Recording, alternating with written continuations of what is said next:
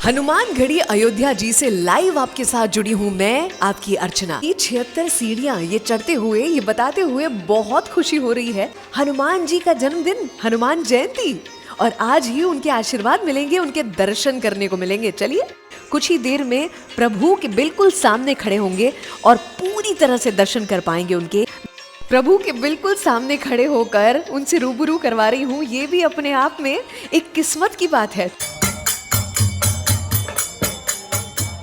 अयोध्या नगरी की सबसे ऊंची इमारत जहां चारों तरफ से अयोध्या दिखती है। हनुमानगढ़ी अयोध्या जी से लाइव आपके साथ जुड़ी हूं मैं, आपकी अर्चना।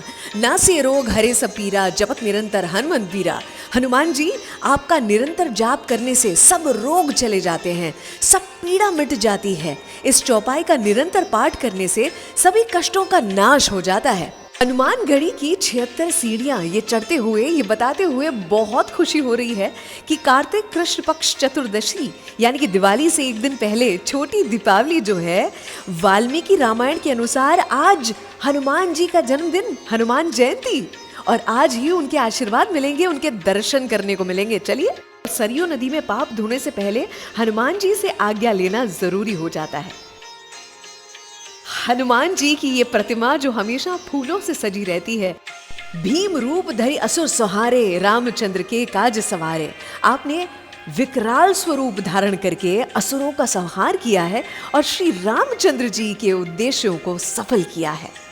मेरा फेवरेट भजन वो है, मेरा आपकी कृपा से हर काम हो रहा है।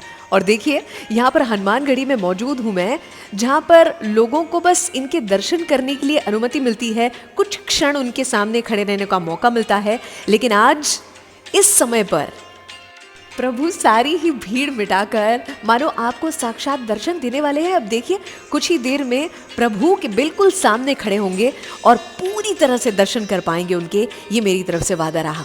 इस मंदिर से जुड़ी हुई रोचक कथा कि अवध के नवाब शौजतुल्ला ने ये मंदिर बनवाया 17वीं शताब्दी में, जब बाबा अभय रामदास यहाँ पर रहा करते।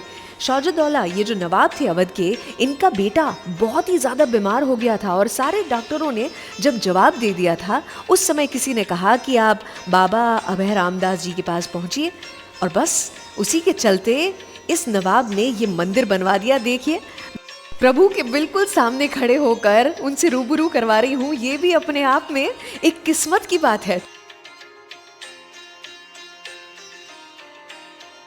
माना जाता है कि रावण का वध करके सीता जी, राम जी, लक्ष्मण जी के साथ पुष्पक विमान में हनुमानगढ़ी ही पधारे थे हनुमान जी। अयोध्या का जो कामकाज है वो हनुमान जी को सौंप दिया गया था और बड़ा अधिकार दिया था राम जी ने कि अयोध्या में मेरे दर्शन के लिए जो आएगा, सबसे पहले तुम्हारे दर्शन करने होंगे। अयोध्या नगरी जो है वो सामान्य नगरी नहीं है, अद्भुत है, अलौकिक है, अनंत काल से है, और साथ ही परब्रह्म का अवतरण हुआ है। ये वो नगरी है और जहाँ मैं आपको ले जा रही हूँ दर्शन करवाने के लिए, यानी कि हनुमानगढ़ी, जहाँ पर हनुमान जी महाराज आज भी विराजमान है।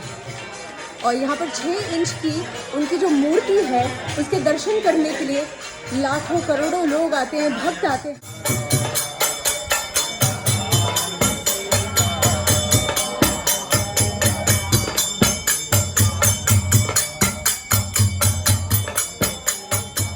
अयोध्या नगरी की सबसे ऊंची इमारत जहां चारों तरफ से अयोध्या दिखती है, 52 बीघा में फैला हुआ ये मंदिर।